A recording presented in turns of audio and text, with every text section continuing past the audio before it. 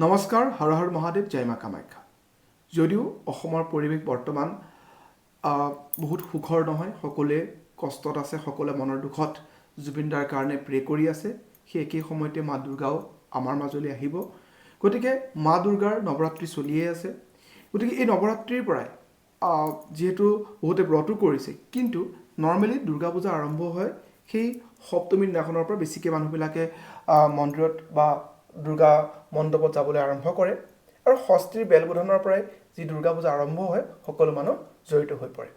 চাওক, প্ৰথমতে আমি জানিব লাগিব এই দুৰ্গা পূজা এইবাৰ যে আহিছে, সেই দুৰ্গা পূজা দুৰ্গা দেৱী এবাৰ কিহত আহিছে আৰু কিহত যাব। যিহেতু এবাৰ সপ্তমী তিথি মিলিছে সোমবাৰে, সপ্তমী তিথি সোমবাৰে মিলিলে মা দুৰ্গা আহিব হাতীত। হাতীত অহা বুলি ক'লে দুৰ্গা দেৱীৰ হাতীত অহাৰ আগমনে খুব এটা পজিটিভিটি বুজায়, বহুত ভাল বুজায়। হাতীত আহিলে বৰষুণ বেছিকেলি ভাল হয় আৰু খেতি পথাৰ বহুত ভাল হয়। কিন্তু দেৱী দুৰ্গা এবাৰ বৃহস্পতিবাৰে যাব, অৰ্থাৎ দশমী তিথি মিলিছে বৃহস্পতিবাৰে। দশমী তিথি যেতিয়া বৃহস্পতিবাৰে পৰে তেতিয়া দেৱীৰ গমন হয় দোলাত। দোলাত যেতিয়াই যায় এটা মহামাৰীৰ সৃষ্টি হয়। বিশেষকৈ বৃহস্পতিবাৰটো কিহৰ লগত জড়িত? মা লক্ষ্মীৰ লগত, ধনৰ লগত, অৰ্থাৎ ধনো হানি হয়, ধন জন মানৰ হানি হ'ব। গতিকে এই দুৰ্গা পূজাৰ এই সময়খিনি অহা যোৱাৰ যিটো সময়, অহাটোতো খুব ভাল হ'ল, কিন্তু যোৱাৰ সময়টো বহুত এটা ভাল নহয়। তথাপি মা দুৰ্গা যিহেতু নিজৰ পিতৃৰ গৃহলৈ আহিছে, গতিকে আমি বিচাৰিম যে সকলোখিনি ভালেই হ'ব। গতিকে আপোনালোকেও অলপ সাৱধান থাকিব, অৰ্থাৎ দুৰ্গা পূজাৰ পিছৰ সময়খিনি অলপমান সাৱধান থকাটো দৰকাৰ। কিন্তু মা দুৰ্গাই যাতে আপোনাৰ সকলোকে ব্লেছিংছ কৰে, তাৰ কাৰণে এইকেইটা দিনত মা দুৰ্গাৰ চৰণত আপোনালোকে পূজা কৰিব পাৰে। চাওক, প্ৰথম কথা হ'ল আপুনি প্ৰত্যেক দিনাই মা দুৰ্গা মন্দিৰত গৈ চাকি লগাব, ধূপ লগাব, কৰিবই।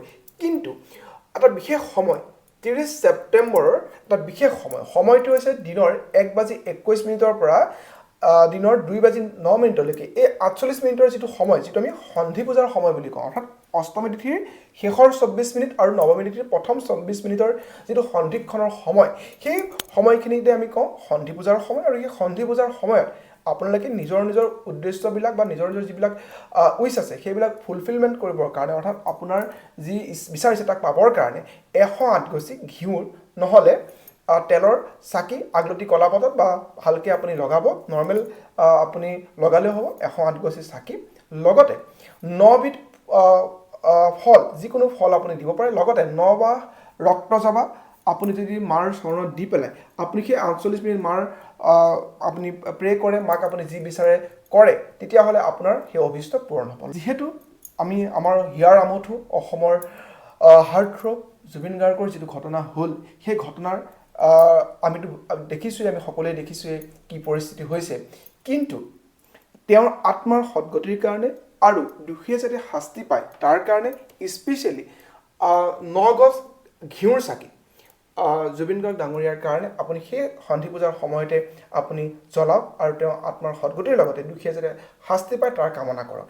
চাওক, 9 গছ কিয় লগাব দিছোঁ? 9 গছ তোমাৰ 9টা ৰূপৰ প্ৰতীক। লগতে জুবিন গাৰ্গ ডাঙৰীয়াৰ লগত নাম্বাৰ 9টো কিমান জড়িত হৈ আছে আপোনালোকে সকলোৱে ছ'চিয়েল মিডিয়াত দেখিছে। গতিকে 9 গছ চাকি লগাবলৈ একেবাৰে নাপাহৰিব।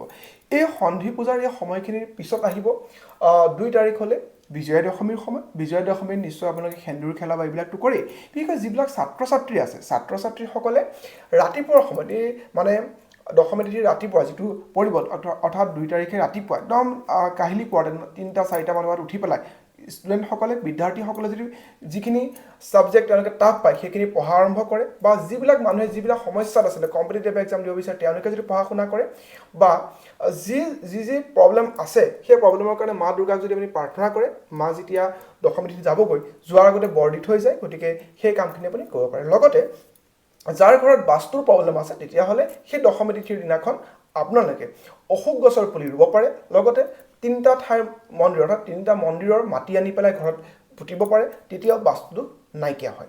এইখিনি কাম আপুনি দুৰ্গা দেৱীৰ এইখিনি সময়তটো কৰিবই। লগতে যদি আপোনালোকে বিচাৰিছে এনেকুৱামান টটকা টাইপ কিবা কাম কৰোঁ, তেতিয়াহ'লে এই গোটেই এই দুৰ্গা পূজাৰ সময়খিনিত আপুনি মা দুৰ্গাৰ চৰণত এটা ভাল ডালিম, ভাল ৰসাল ডালিম মাৰ চৰণত আপুনি দি পেলাই ভালকৈ প্ৰে কৰিব। কৰি পেলাই যদি পুৰোহিতৰ পৰা পায় সেই ডালিমটো আপুনি 2-3টা ডালিমো দিব পাৰে, তাৰ এটা ডালিম আপুনি লৈ আনি পেলাই যিকোনো কুমাৰী ছোৱালীক সেই ডালিমটো যদি দিব পাৰে, তেতিয়া আপোনাৰ যিখিনি অভিষ্ট আছে সেইখিনি পূৰণ হ'ব। লগতে এই সময়খিনি দুখীয়া নিচলা মানুহক আপুনি জিলেপি বা তেওঁ পূজাৰ সামগ্ৰী বা অলপ কাপোৰ কানি যদি দিব পাৰে তেতিয়াও ভাল লগতে কুমাৰী পূজা এইখিনি সময়ত যদি আপুনি কৰিব পাৰে আপুনি যদি কুমাৰী পূজা কৰিব নোৱাৰেও তেতিয়াহ'লেও আপোনালোকে যিকোনো সৰু ছোৱালী বিশেষকৈ বা ল'ৰাকো হ'ব পাৰে সৰু বিশেষকৈ ছোৱালীক পুষ্পিতা নোহোৱা ছোৱালীক আপুনি তেওঁক কিবা গিফ্ট দিব পাৰে চকলেট দিব পাৰে খেলাৰ সামগ্ৰী দিব পাৰে জেলেপি মিঠাই এইবিলাক তেওঁলোকক খুৱাব পাৰে তেতিয়াও আপোনালোকৰ কাৰণে ভাল হ'ব লগতে যদি আপুনি শত্ৰু ভয়ৰ পৰা বাচিব বিচাৰিছে তেতিয়াহ'লে কি কৰিব লাগিব এটা কাম যিটো কাম আপুনি কৰিব লাগিব অষ্টমী তিথিত এটা গোল নেমু কাটিব লাগিব কাটি পেলাই তাৰ ৰসখিনি চেপি উলিয়াব আৰু তাক উল্টা কৰি পেলাই তাত আপুনি চাকিৰ নিচিনা কৰি তাত ঘিউৰ চাকি লগাই পেলাই এটা লং দি অষ্টমী তিথিৰ দিনাখন যদি মা দুৰ্গাৰ চৰণত বা ঘৰটো যদি দিয়ে আপোনাৰ শত্ৰুবিলাক নাইকিয়া হ'ব আৰু এইখিনি কাম আপুনি দুৰ্গা পূজাৰ সময়ত কৰক লগতে জুবিন দাৰ কাৰণে প্ৰাৰ্থনা কৰিবলৈ জুবিন দাৰ আত্মাৰ সৎগতিৰ কাৰণে প্ৰাৰ্থনা কৰিবলৈ একেবাৰে নাপাহৰিব পাৰিলে ঘৰত দুৰ্গা চালিচা দুৰ্গা সপ্তশতী নহ'লে ওম এম হিম ক্লিম চামুণ্ডাই বিছে যিটো দুৰ্গা সপ্তশতী নিৰ্বাণ মন্ত্ৰ বুলি কয় সেই মন্ত্ৰ পাঠ কৰিলে আপোনালোকৰ কাৰণে ভাল হ'ব